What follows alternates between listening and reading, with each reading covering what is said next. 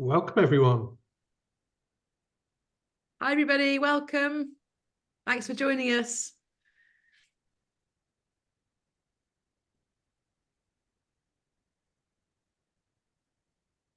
Very much appreciated. Hope you're all having a good day. As always, we like to start these webinars by asking people to pop in the chat where they're dialing in from. It's always interesting to see the different places across the world that people dial in from to these webinars.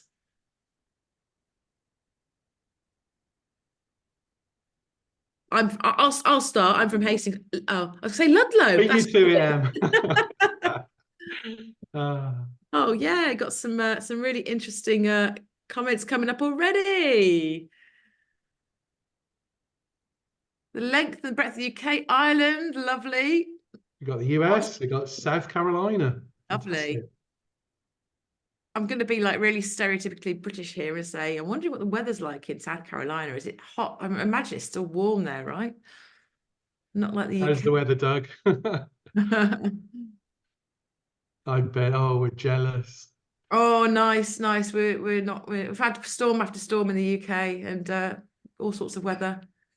So Lee, I'm going to hand over to you to kick the proceedings off, and I'm going to put myself on mute, and I'm here in the background if Absolutely. you need.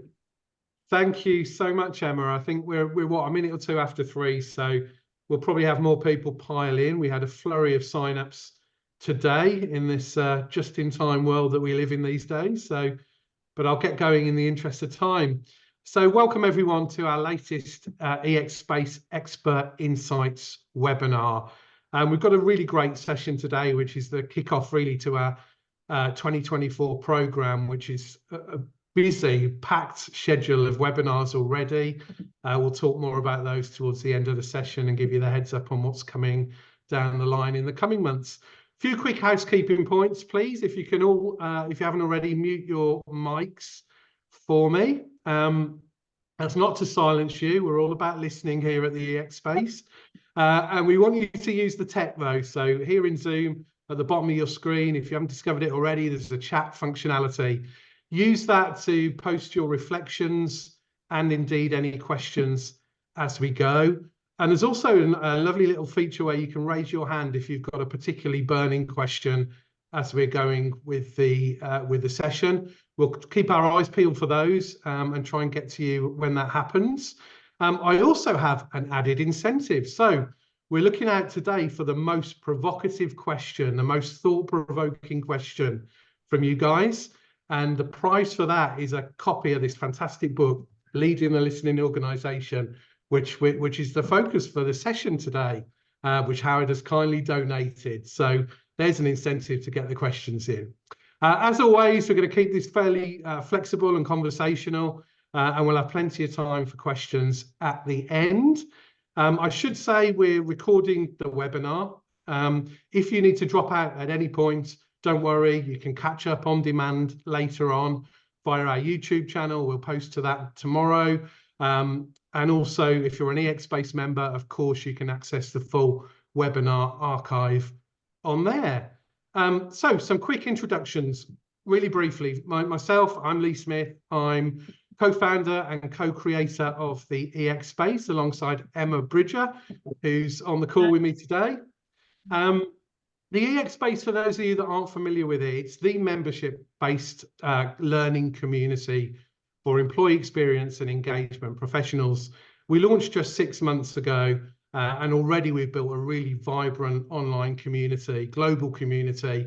And it's more than that. It's actually, I would describe it really as a kind of professional life support system for an EX practitioner.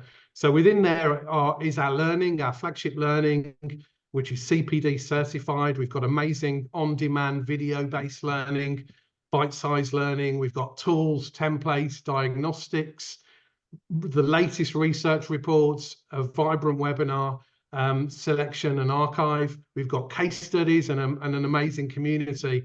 So really is a sort of plug-and-play community that's designed to enable the EX era. That's what we're all about. For those of you that don't know me, I spent 3 decades for my sins in this space. split roughly between in-house and consultancy roles in financial services, first of all, and latterly running an agency called Gatehouse, which is now part of Gallagher's employee experience practice globally. But enough about me. On to our speaker today. For 2 of those 3 decades, I think now, I've known our guest speaker today, Howard Krais. As well as being a long-time friend, Howard's one of the most thoughtful and pragmatic communicators I've come across. I met him in the early noughties, where he was heading up internal comms at Eversheds, a law firm based out of London. And I knew straight away when we met that he's very much on my wavelength. We stayed in touch over the years, and Howard has progressed through numerous roles within EY, where I also worked, GSK and Johnson Matthey, to name a few. And indeed, I've had the privilege of working with Howard on numerous projects during those years. For as long as I can remember, Howard's had a passion for employee voice and organisational listening, though those terms weren't always used. And it's a passion I share. So I was delighted when I heard that Howard had teamed up with 2 equally thoughtful communicators, Mike Ponsford and Kevin Ruck, to pen a really serious and important book on this topic, which is the focus for today's session. So my copy of Leading the Listening Organisation literally landed on my doorstep this morning. So I have to confess I haven't finished it. In fact, I haven't even started it, but I know it promises to be a really well-informed, scientifically robust book, but one that's full of practical, actionable advice on how to create and, more importantly, lead an organisation that genuinely listens. Being heard is one of the most basic of human needs, but it's still an area so many leaders fail to get right, often with quite dire consequences for both the organisation and the employee who goes unheard. So this is a huge, strategically critical subject, and one that's very close to our hearts as we all push to progress the EX world and create more humane and genuinely human-focused organisations. So without further ado, I want to hand the baton over to Howard to tell us why now marks the start of the age of listening, and more importantly, how to make it happen. And here's a little clue. It's about much, much more than an annual survey. Howard, welcome to the EX Space. Thank you, Lee. Thank you very much. And I hope, I hope that we're going to learn a few interesting things and have some really good discussion. And the idea of a provocative and thought-provoking question, that's the challenge. So hopefully someone will come up with something which really stands out, because otherwise it's going to be a really difficult decision. I'm going to try and share some slides here. Let's make sure I get the right thing. So hopefully just tell me, Lee, that that's come up. You can see it. Yep, all clear, Howard. Thank you. All right, brilliant. Okay.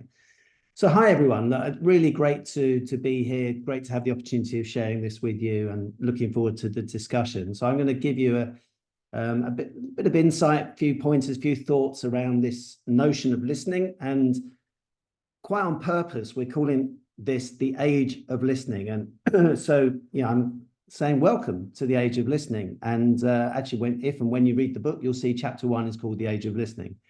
So I'll explain why we're calling it that. We do think that things have moved along. Let me just make sure I can, there we go. And I think Lee intimated this, actually, that listening is just a core human behavior. We learn this from when we're very small children, and in our daily lives, every day of our lives, we expect to be listened to when we have a conversation with our family, our friends, our colleagues, whatever we're doing. If you say something, you sort of expect to be listened to. So my question is often, why have organizations, and by that I mean their leaders and their managers, communications and HR professionals, why have they sort of found it so difficult to listen? And I'll explain what I mean by listening as well as we go through.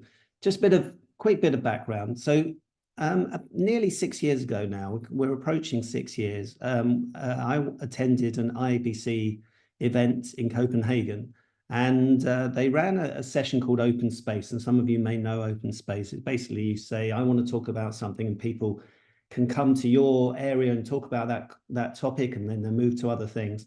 And I said, I want to talk about listening. And I was thinking particularly from the perspective of the communicator, and were communicators getting out, and how much were communicators listening to their audiences. And when we came back from Copenhagen, came back to London, 4 of us, Mike and Kevin and myself and one other, got together and we said, well, maybe there's some work to do. And the other person sort of said she was busy and had her own book coming out, and that was all fine. But the 3 of us then decided we would push on and do some work. So we did a sort of a small scale survey and then did a report on the back of it. Second report then was based on some best practice, working with companies who had, where we could see through their repeated wins of things like IBC Gold Quill that they were doing some of the right things on a regular basis. It's very difficult to say who are the companies who are doing this well all the time, but what were the types of things that those companies were doing? So we pulled out some best practice. The third report then was a much larger survey, again working with IBC, where we talked to about 500 companies globally around their listening practices. And then we really focused on the role of leaders in report 4. So over the last sort of 5.5, 6 years, that's we were doing all of that.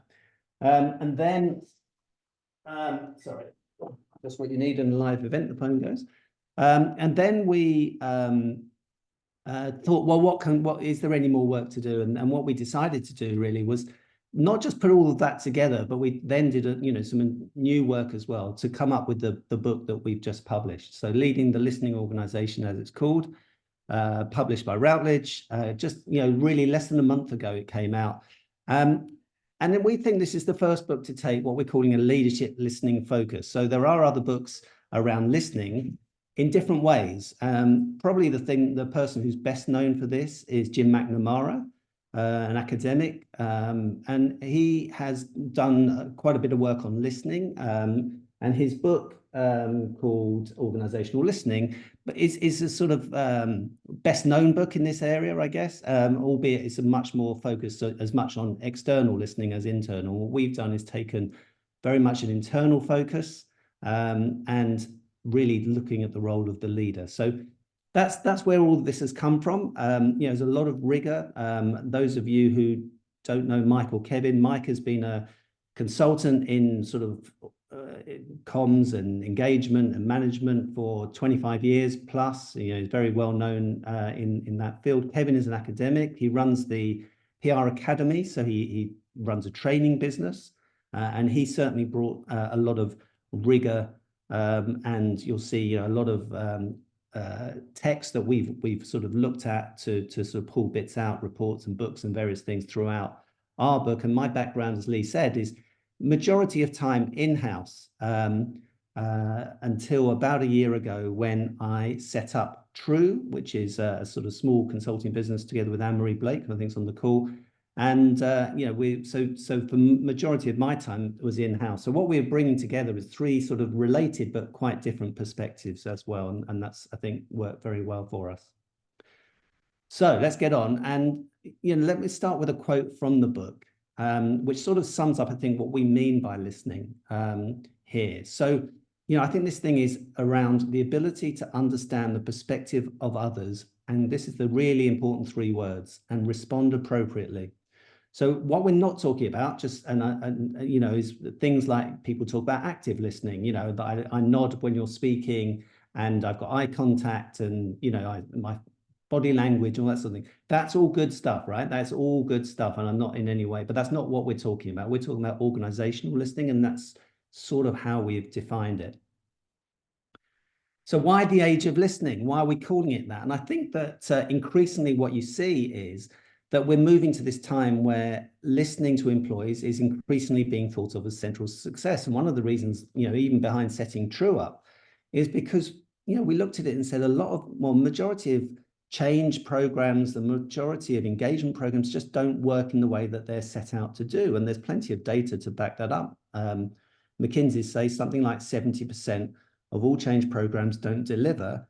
And they cite one of the very main reasons of that, because you don't bring your people with you. And I would say that's because you're not listening to them.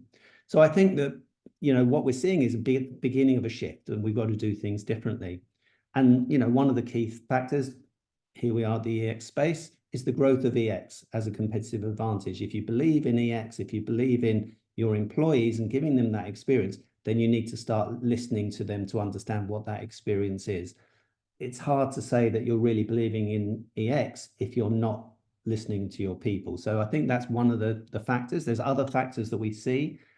Growth of ESG and the appreciation perhaps of greater, of diverse thinking. So organizations who say we need to bring different voices in to help us make better decisions. Well, if you're going to do that, you've got to listen to those other voices. You see the growth of employee resource groups. You see, other networks forming in organizations. So again, that, if you're going to start to invest in that, you need to listen to what they're saying. Otherwise, you're not going to get very far. Almost like an obvious thing, the impact of Gen Y and Gen Z, people who are coming into businesses and want to, and have an opinion and want to be heard. There's pressure probably now from people, from younger people, that previous generations simply didn't think that they either had the right to do or would do, and people would sort of button their lip, or they would, in this country, in the UK, is, we just don't say anything. So I think now we're seeing increasingly people want to have a say. And I think if you look in, more globally outside of organizations, at some of the things that we're all familiar with, TripAdvisor or Glassdoor or these types of places, we're in cultures now where having an opinion and sharing that opinion, let alone on social media, of course, is something we take for granted. So why wouldn't we do that in organizations? And I also include the impact of the pandemic there, because as we know, I think that was maybe a brief moment, maybe it's something that maintains it. I think there's different, you can see different things in different businesses. But at that point where businesses said, we need to take care of our people, we need to be much more aware of how they're feeling and how they're experiencing things, and listening became more of an immediate thing. So, that's carried on in some places, maybe less so in others. But all of these factors, together with technology, which obviously helps. I talk here about the availability of AI and the increased ability to understand complex data. I mean, I'm sure many of you, like me, have run big surveys before and get faced with that mountain of, potentially thousands of quotes from, that sort of last question that we ask people, have you got anything that you'd like to add or whatever? And then you think, how am I going to make sense of these, this minefield of amazing, rich comments? But that's the next 3 days taken care of. And now, of course, with AI and technology and big data technology, we can do that in seconds, and that makes all of this much easier. Final thing I'd say is that I find that organizations and agencies are beginning what I call to use the language of listening. And this is, I've talked to businesses who say, can you talk to us about our listening strategy? And you look at their listening strategy, it may not be much more than the survey.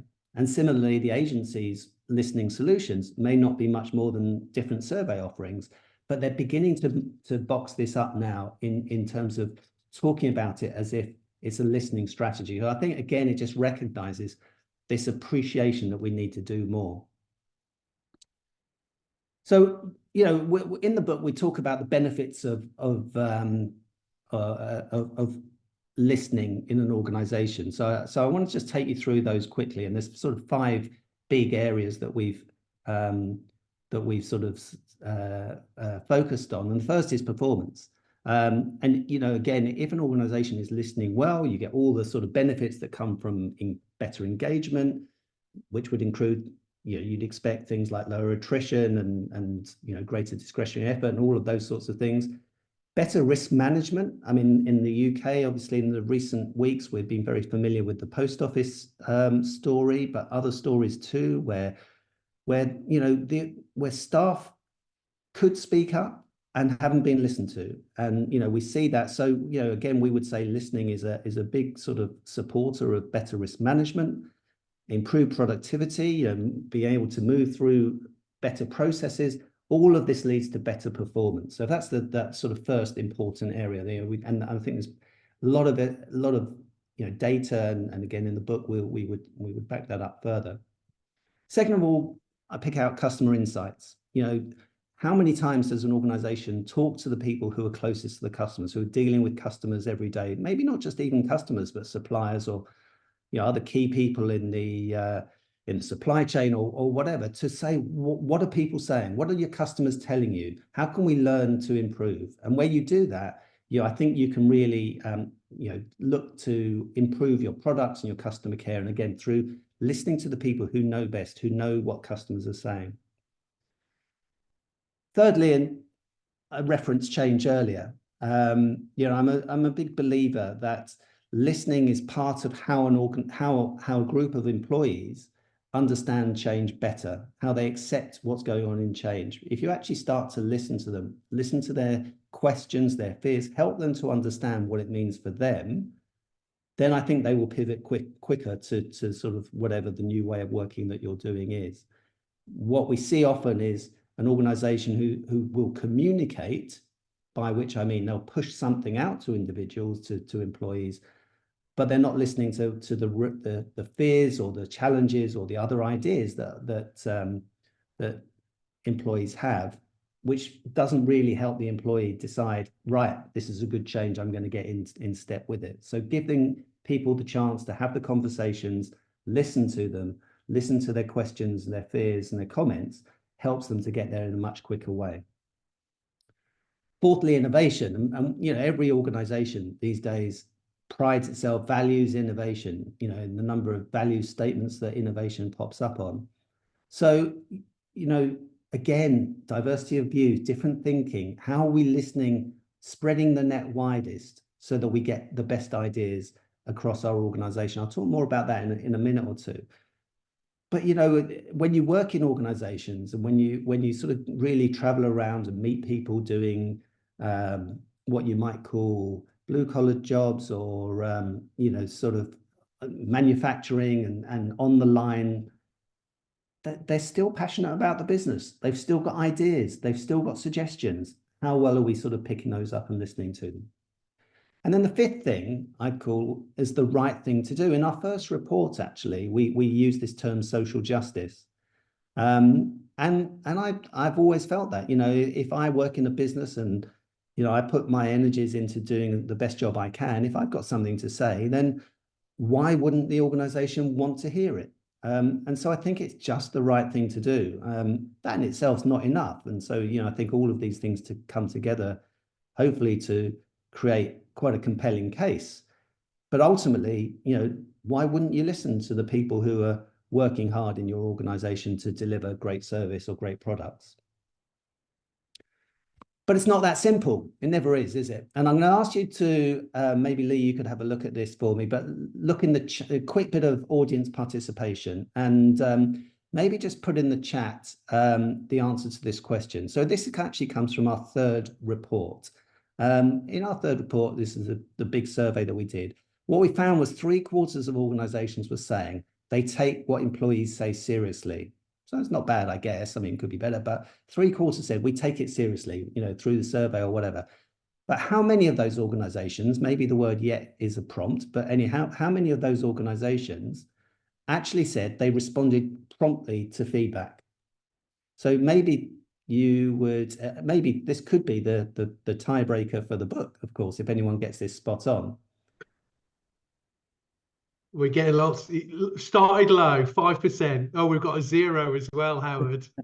We're all class half empty a bit higher today, than that, I'm afraid. You've got pretty well everything here. 10, Okay. 12, 18, 20. Any more? All right. So the answer. Nothing higher than 20. 24. We got a 24. Maybe the word yet is taking you too far one way. Okay. 42% is the answer. All right. So I don't know who's closest, but maybe we'll keep that as a tiebreaker for later. 42%. So, I mean, look, that means that something slightly more than a third, isn't it? Between a third and a half, but 30% less. Now, you go back to my definition of listening, my definition being that you do something with what you hear promptly, and yet look at the difference in the delta, if you like, between 73% saying they take what people say seriously and only 42% responding.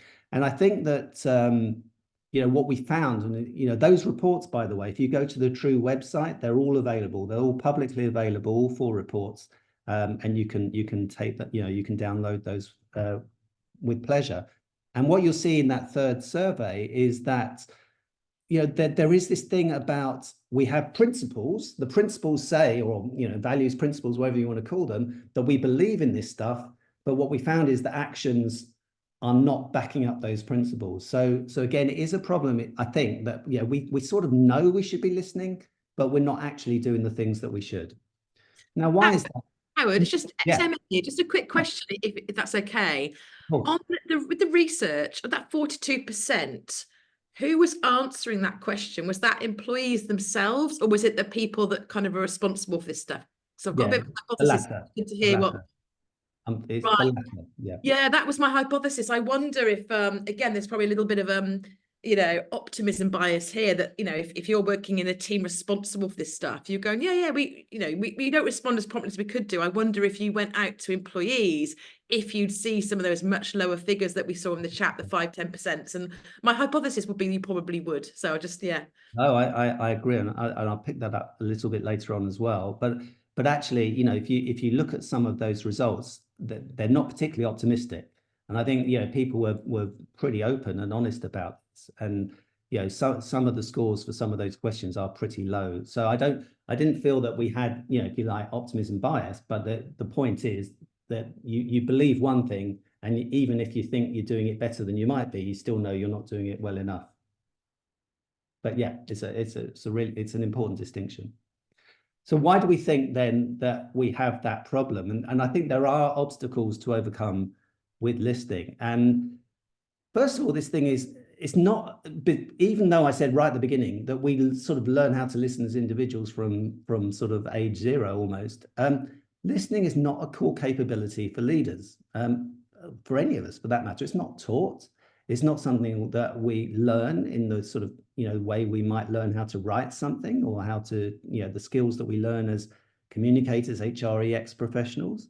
One of the things you'll see in the book is somebody did some work for us actually, and she looked at, I think it's 18 different MBA leader training programs at sort of Ivy League universities, some of the top universities in the UK and Europe, and looked at their MBA type programs and looked for mentions of listening in their courses. And out of 18 different MBA programs, as I say, in the top places, one course we found talked about listening, and that was more around listening to customers, maybe not surprisingly. And the bottom line here is, where leaders or aspiring leaders are taught about communications, if I use that term, what they're taught about typically is broadcast. How do I get my message out there?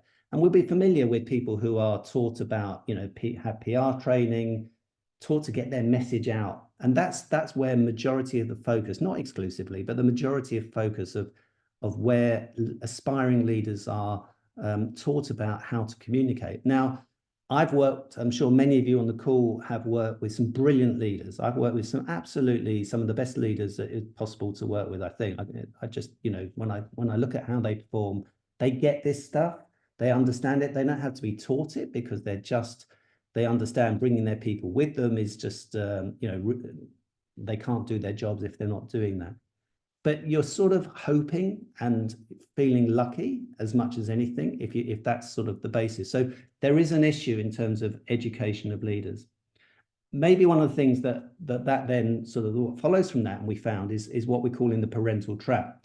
And I guess, again, we also know what we might call the hero leader, the leader that has to have every answer, the leader that has to, you know everything, be the source of information. I'll talk a bit more about that in a second, but where that's the situation, you know, where the leader feels it's my job to provide all the answers, they're not really interested in listening to what other people have to say. And that is would be a concern.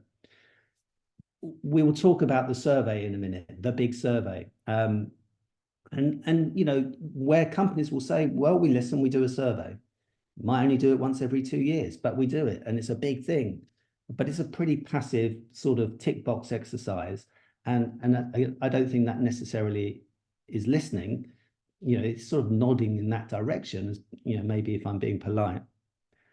The next point around lack of systems and processes for ongoing listening, you know, that I'm not going to talk particularly in this presentation about digital listening, But one of the interesting things about digital listening, by which, you know, one of the things we found in our survey actually was was that people felt most positive talking, you know, giving their views on digital channels. Something like Viva Engage would be a good example, where people would say, yeah, I'm happier to give my answers or my thoughts on a digital channel. And yet organizations are rarely looking at those channels and using those channels as a means of ongoing listening. And we think there's a big opportunity there.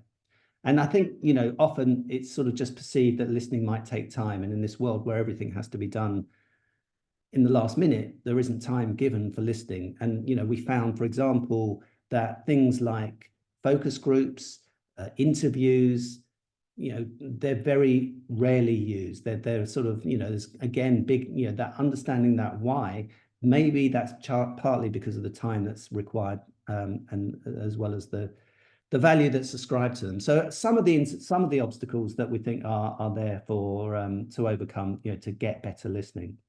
And, you know, again, having said that it's a natural individual skill, it isn't naturally in this sense something that will come, you know, as something that we just get because we do it every day. We don't think about it, and we don't sort of think that actually, what do I have to do to listen? In other words, to respond and to show I've responded. Yeah, we often, as we're talking to somebody, we all do this. I know I do this, and I'm sure most of us do this. You know, we're thinking about our answer almost before they've finished speaking. That's not really listening, because you've already determined what they're going to say. So, you know, as we understand things like neuroscience now, we know that the brain does want to make meaning very quickly and jump to a conclusion and an opinion. And yeah, very often with the leader, you'll see that they're almost taught. As Lee mentioned, I worked at Evershed. If you work with litigation lawyers or corporate lawyers, my chief executive there was a corporate lawyer. Almost their passion is counter-argument, is to have that debate. So are they listening to what the other person is saying, or are they just trying to push their own point because their belief in that they must be right? And certainly, and again, we'll come on to this role of the leader, the curiosity, the ability of the lead to say, I don't know everything. And I'm curious about what other views are, because that's the way I'm going to learn. Not all leaders will think that way. The next thing is around a really important topic, which is psychological safety. And there's a lot written about psychological safety at the moment. And I think it's very pertinent to this topic of listening, because, you know, listening involves encouraging others to speak, but there is this barrier of power differentials and how people feel about whether I can really speak. And actually, the psychological safety piece works two ways. First of all, the obvious way that we see, it works with, can I, as an individual, feel that, you know, do I trust the organization enough? Do I feel confident enough to share my question, to share my opinion, to share my voice? And we've all been in situations, I'm sure, where we wait for that question to come in, where we wait for people to actually put their hand up. And, you know, there's lots of reasons for that. People just feel, I'm a bit nervous. Maybe I've got an obvious question. Maybe they must have said it. And maybe if I ask it, everyone's going to look at me. Or I've seen this in times of change. People are nervous about asking the difficult question, often what I might call the elephant in the room question. Because if I ask that question, someone's going to sort of write my name down somewhere, and maybe at some point that's going to be used against me, which I've never seen, but that fear exists. But the psychological safety works the other way too. It also works from the perspective of the leader, because the leader who believes, I'm nervous about not being able to answer a question, I'm nervous about being put in a position where I think I've got to defend a situation which I find it difficult to defend. I'm nervous about being asked something where I might have to, you know, say something I don't want to say. And so are we giving the leaders the right training? And obviously that's not every leader, far from it, but that's certainly in the research we've done. We recognize that this issue of psychological safety works in both ways, both from the employee and the leader. And as we all know, creating trust, creating a trusted environment where people feel that they want to talk and feel that they can be able to talk, it's not easy. It's easy to knock that down, but it takes a long time to build up. We also looked in the book at the issue of anonymity, you know, as when you're doing things like town halls or other sort of things, and whether you ask people to put their name. Often I've been in situations certainly where leaders say, oh, in this culture that we want to create, you know, people have got to be able to feel they can give their name. We don't want anonymous, but actually it doesn't, you know, where we got to on this is there's no right or wrong, actually. It just depends on where the organization is. And it's better to be able to give people anonymity if they wouldn't ask their question anyway. So, I mean, again, if you've got thoughts on that, be really interested to see how that works in your organization. Let me just pause there, Lee. I mean, I don't know if you've got any questions coming in or questions that you've got. Oh, we have a bunch, Howard. I don't envy you choosing the most provocative one. If I pick out a few, starting with ROI, Howard, can you kind of monetize listening? I think one of the things we did, again, partly from our second report? Yeah, on best practice. And we use some of the examples in the book where we show definitively how listening's made a difference to an organization. So there are examples of things that people did and situations that they were in where listening helped them to solve those issues. So yes, I think you can definitely show. I mean, to some extent, it's the same question that you'd always have with engagement. Yeah, how do you show that sort of ROI on engagement? It sort of makes sense in itself, I think. But yes, in the book, certainly there are plenty of practical examples of where listening's been used to actually deliver business success. Okay. And you mentioned that was a question from Magda, by the way. We've got a question from Chuck. Well, you mentioned the kind of the hero leader and our expectations that leaders always have the answers. How do leaders strike a balance between that expectation on one hand and, you know, being assertive and directive on one hand and really listening on the other? How do they do that? Yeah, we're going to come to that in a minute. So we'll come to the sort of, you know, the sort of leader listening model that we've created. When I'm coaching a leader, one of the things I've always said is you don't need to know every answer. To say, I don't know the answer, or I don't know it well enough, but I'll find out and come back to you, is a perfectly good answer in itself. So I don't think, for a start, I don't think the leader has to have all the answers. One of the examples we use in the book, actually, I think is quite a good one, is over like something like an office move. And, you know, what, and again, an experience says, when you go out and you're listening, I don't think that your employees have an expectation that everything they say is what's, you know, is then going to happen, that the leader's going to take away a shopping list of actions that have to happen.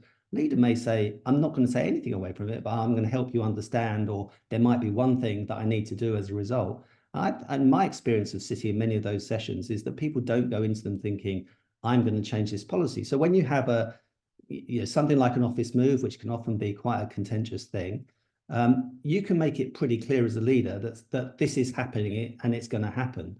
But there are elements of the office move that you're very open to listen about. What are the things that people want? What are the things that people value? What are the things that need to be taken into account? And I think that that's a way of saying, you know, certain things are going to happen. Certain things on a strategy are going to happen. But we can certainly listen to how people feel about them, how we can improve them, how we can take into account what people are feeling. That doesn't mean this isn't about creating a democracy, if you like, where in somehow everyone has a decision-making right. Brilliant. Yeah, I totally agree with that one. I'm going to lump two questions together here, actually, one from Jane and one from Karen, which is around how have you sort of noticed, particularly since the start of the pandemic, employee expectations shifting, and are employees today more empowered to be vocal and to say more and to be more critical? I'm paraphrasing slightly, but that's the kind of essence. Yeah, look, I think it's a bit, as I said earlier, that I think that generally we as individuals feel that because there's more channels available to us outside of work to do that, social media and those other types of, you know, TripAdvisor type places. So we are used to a culture where we're encouraged to speak our minds increasingly if we choose to. I think in the pandemic, certainly there was a noticeable change where organizations were really wanted to listen, really wanted to understand how people were feeling. And as I said, I think that in some organizations, that has been maintained, in others less so.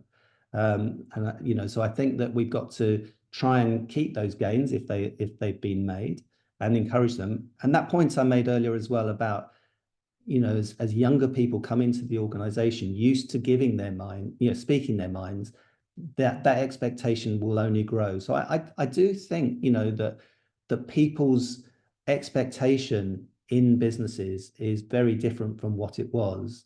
And, you know, it's one of the factors that you look at and think, is this a business I want to be in if I don't have the ability to share what's on my mind? But, you know, even in saying we're coming to the age of listening, there are more and better tools now for listening that people are deploying. You know, surveys, we're going to come on to surveys in a second. Surveys are much better than they used to be, and done in very different ways. You know, the digital channels that we've got every year get better. The platforms and the offerings on these platforms are better and encourage people to speak up. So I think all of these things have to come together. But yeah, I do think there's a change, and I think that change is only going to go in one direction. Thanks, Howard. Should we save the rest till later? Yeah, let me carry on then. Okay. So we, in the book, take the view, you know, every organization has a lot of stakeholders, obviously, but we've taken the view that the employee is the key stakeholder. Maybe that's not so surprising for people who believe in EX and comms and engagement and so on. But we believe that because employees often are in businesses for many years. They put heart and soul into what they do. They believe in what they do. They often have their own investment, you know, whether that's an emotional investment, often it's a financial investment. And so we would argue that sort of key stakeholder is the employees ultimately. And, you know, when you talk about sustainability, when you talk about how businesses are changing, as I said, I indicated earlier, you know, employees across the business will have views on how to do that and how the organization needs to be improved. And, you know, I said right at the beginning that, you know, maybe the germ of this idea came from how well communicators were listening. And when you do go out into factories or talk to people who are on the road and do jobs which is a long way divorced, let's say, from the head office environment where we tend to work, you find people who really do have, you know, strong views, passionate views about how the organization can do better. So, you know, why are we not tuning into that? That doesn't mean we're going to do everything they say, but it's, you know, we're sort of taking away, often if we're not listening, I think a lot of expertise and a lot of, you know, well thought through views. So, you know, it's incumbent on us, I think, to say, how do we sort of tune into some of that? And I mentioned briefly earlier around this thing around diversity and inclusion, for example. You know, if we're saying we want to hear different views, by definition, we almost have to be listening to those. Otherwise, you know, we don't really mean it. And we see as ERGs grow and prosper, increasingly, that people are beginning to not just learn new things, but, you know, we're seeing policy change. We're seeing that when leaders are properly listening to ERGs, that you see, you know, real change, real momentum and shifts in what those groups are able to do. So again, it's a nice little sort of area where you can see listening in practice and how well it can bring change to an organization. Now, the book lists 21, I counted them actually just before, 21 methods of listening, and sort of get in a table and summarizes all their benefits and drawbacks. I'm not going to go through them, and I'm not going to put a table up on this. So if you want, you see that in the book. But, you know, the point, I guess, is that big surveys continue to dominate. And I do, you know, the comments I'm going to make now, which are, I allow myself to have a bit of a rant at big surveys, but big surveys market is evolving fast. And, you know, there's a lot of different suppliers, there's a lot of different thinking. And I think that, you know, certainly some of the comments I make are not necessarily, some of you might say, oh, we have a great experience, and that's great. And, you know, nothing I say is saying the big survey doesn't have a place. It absolutely does. And where big surveys are done well, and remember what they're there to do, which is to understand what people are thinking and to drive meaningful action. And I think that word is meaningful is really important. Then they're very, very important things that you run within organizations. I talked before, mentioned that there's a low level use of interviews and focus groups. But with all of these different ways of listening, there's not one way that fits all. And I think if you're thinking about how should I listen, it depends on all sorts of things. Depends on your objectives, we use the term, by the way, climate. It's a sort of similar to culture, but we use the term climate within the book on the basis that climate is easier, the definitions of climate is easier to shift than culture is, but it's to all intents and purposes the same thing. So, your climate, the leader commitment, all of these things, are important. And leader commitment can involve how much money, how much resource they're prepared to spend on listening processes, for example. So there's no one size fits all. There's a lot of things that you can do. Some are very creative. Some of them you might look at and think, oh gosh, I'm not sure that's for me. But there's a lot of, don't think it's just about the survey. But let me have 5 seconds on slagging off surveys, because it's my favorite slide. Look, with all the caveats that surveys still have a very important role to play. And we know, though, and my own experience is what backs this up, really, that surveys exist, but do they actually exist for any particular purpose? Where's the real focus for in-house surveys, for big surveys? The survey, which is often just done once every 2 years. So if it's done one every 2 years, that's probably saying, A, we recognize how much work it is, and B, we're not going to do a lot with it. What's the real focus on a survey in an organization? People get much happier about the response rates and the competition to see who can have the best response rates, and the focus on getting people to respond than maybe what people are actually saying, which maybe misses the mark. So these surveys can have way too many questions, which are quite helpful to people in the center, but to the people answering them really don't make a lot of sense. I've seen so many surveys that try and define, please answer this with relevance to our top team, our senior leadership team. And the people who are out in the field think, I've never seen these people in my life, so how can I answer those questions? I'm not a big fan of the benchmarks. I mean, big deal, really, if you know that high performing teams are this and we're just below that. So, you know yourself whether you're doing as well as you can. And those companies who are happy moving from 66% to 68%, what does that tell you? I mean, it doesn't tell you anything, I don't think. If you said to me, our ambition is to get to 95%, I'd say, well, that's great. I like that. But no one does, because it's hard. And so we want to move a couple of percentage points, which again, is sort of not really understanding what we're trying to do here, I don't think. So I don't think that leaders really understand it. They don't have the depth of understanding that they would do with a financial measurement. There's a lot of excitement in the month that the scores are published. And then it sort of fades away quite quickly until a week before the next survey, when they suddenly think, oh, what did we say last time we were going to do?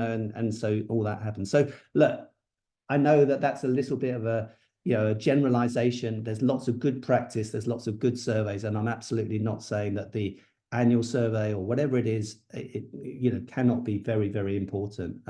But, maybe some of you recognize some of those things. And that's the trouble is that's how people say we listen. So that does worry me, but I do think that market is changing.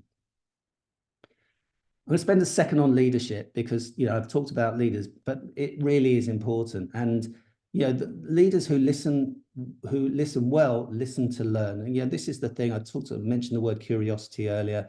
That leaders recognize they don't know all the answers, that perspective of others are important. We think, that's at the heart of this.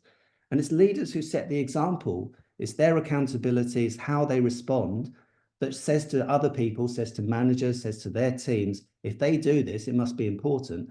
So I think that the way that leaders sort of listen and take that for granted and take that seriously says to their teams. And I've been very lucky. I've worked with some brilliant CEOs who get this and who do it. And then when they do it, other people start to do it because they recognize that it's not just what should be done, but it's valuable as well.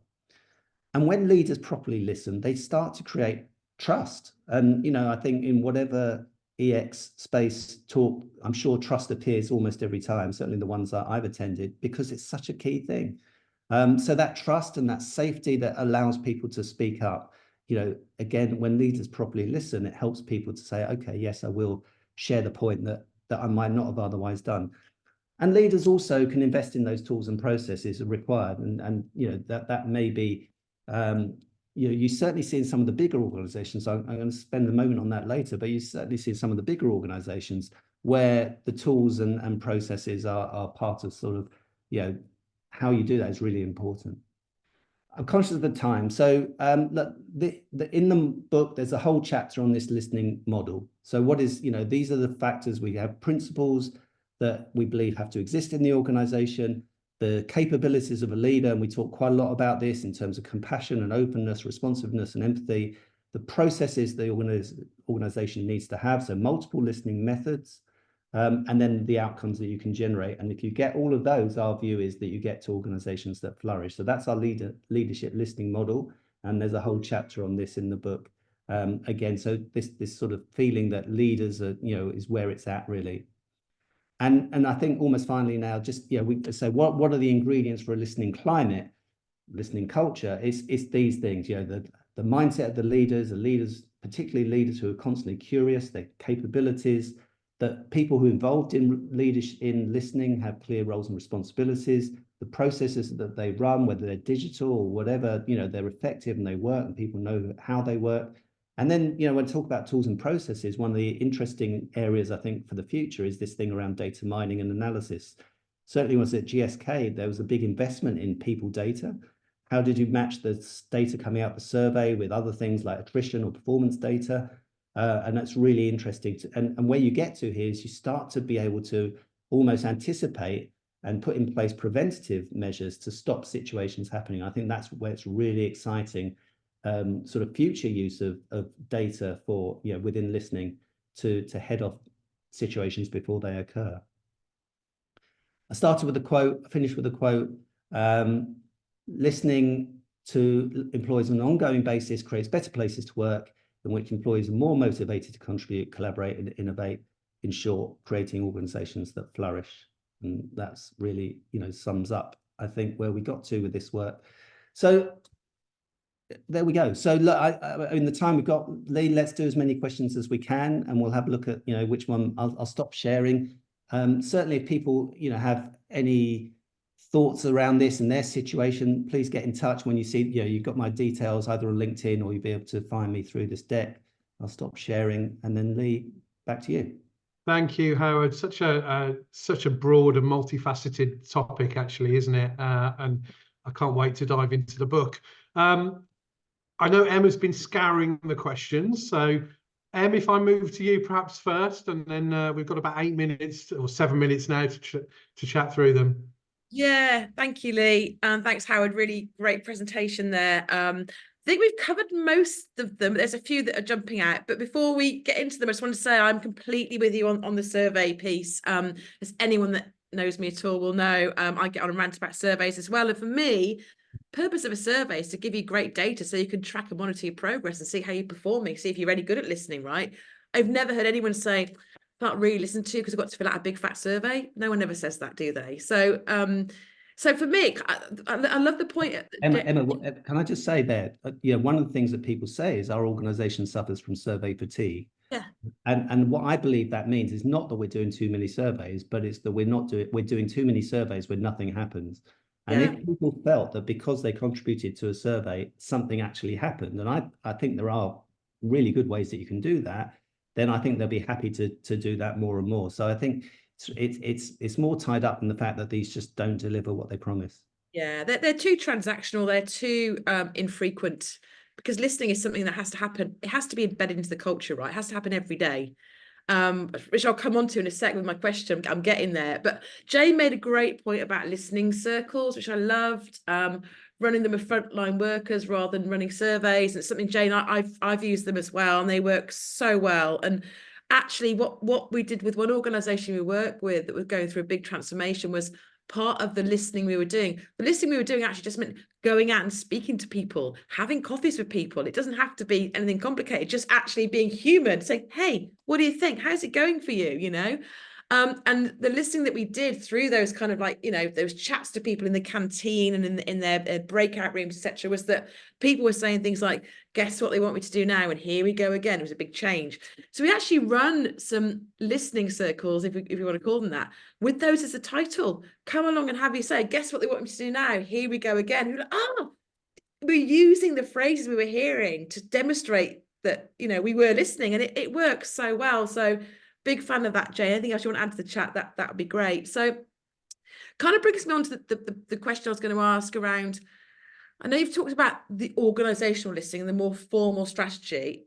Absolutely with you on that. And yeah, there's lots of ways we can give people the opportunity to have their say, be it through innovation, through running design sprints where we bring people in to help redesign a process, lots of different ways we can do that.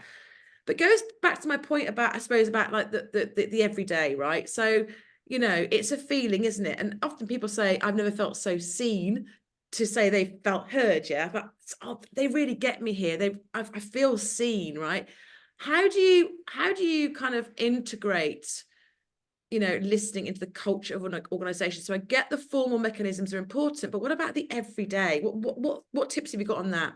Well, I think, first of all, I think that, again, I'll just re-emphasize the role of leadership, because I think they just create that sort of sense of what we do. And so, for example, if a senior leader, if CEO or whoever is, and they're typically traveling quite a lot, when they travel to other offices, you know, how many will actually spend time just going in and having a have your say session, just going in and listening? And when they do that, and I've been in situations, I've traveled with CEO around the world, and she made sure that she would have probably 2 sessions in every sort of visit, where people would just come and there'd be no agenda and everyone could just talk, and she'd ask some questions and she was there to listen. And when you do that, for example, then they talk to their friends, because the CEO particularly, it's the rock star of the organization, right or wrong, it's the sort of famous person. And then they'll talk to their friends, you know, I was in this meeting today and I felt listened to. I felt that she was really interested in what I had to say. And I think those sorts of things, not just the CEO, by the way, of course, but when leaders are out and about, don't sit in meetings from 8 till 7, you know, don't actually see how you can go and just have those listening sessions as part of your travel. That's one thing that you can do. Comms people, EX people should be doing the same thing, of course. It's not just leaders, you know, being out, and just as you've just said, you know, conversation. I think that there's all sorts of things you can do. I think that, you know, I said there's 21 things that we've listed, which are from the sublime to the ridiculous in some respects in terms of creativity. So you can create opportunities, you can create different sort of means for people to feel that they can share their voice. I said that focus groups and interviews are not very well used. You know, use them, because focus groups are brilliant. They're brilliant. If you go and, you know, we've got a challenge, we've done the survey, we've got a challenge, let's do a proper focus group to understand it and really understand what's behind it. So I think that it's just taking all these different things and saying, what's our problem, or what are we trying to solve here, and how's the best way, or how can we do that in an interesting manner? Yeah, and that's why, you know, the EX design methodology that B and I talk about in the book, you know, great way of listening. We ran a design sprint recently with a client looking at onboarding, and what did we do? We got people that had recently joined in the room and said, how was it for you? Sounds really obvious, right? But this stuff very rarely happens. So I think you're absolutely spot on with that. I think for me, what I keep coming back to is the capability piece you talked about, though, the fact we don't set managers up for success, because I'm sure there'll be lots of nods around the room. I know that when I was in house, I got involved quite a lot with like the C-suite kind of listening and visibility programs. And I had to like teach them how to do this stuff. You think, how have they got to this level in the organization when they don't get that they should be, you know, having lunch with their teams, you know, with the wider team now and again, getting out and meeting people. And like I said, some people naturally get this, but there's a lot that don't. And it's really concerning that people are able to get to that level of the organization without these skills. I think we've got a big job to do, and your book is going to help to get us there. So I'm really conscious of time, so I'm going to hand back over to you, Lee, to finish off. Thanks, Emma. Yeah, we're just approaching the hour now, so I'm not going to put Howard on the spot and get him to pick a winner here and now. What we'll do is download the chat, and Howard will pick someone and we'll get in touch.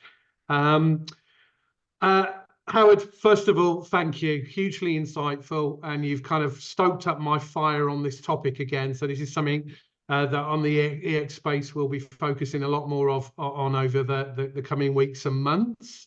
But yeah, thank you so much. I'm looking forward to diving into the book over the coming days. Thanks to everyone for joining. If you've got to dive off, no problem at all. If you're interested in the EX space, please take a look at our website, www.theex.space, and you can book yourself on a quick demo, 15-minute demo, take a look behind the scenes, and I think we'll blow your socks off in terms of what's there. We have 3 amazing upcoming webinars, just quickly.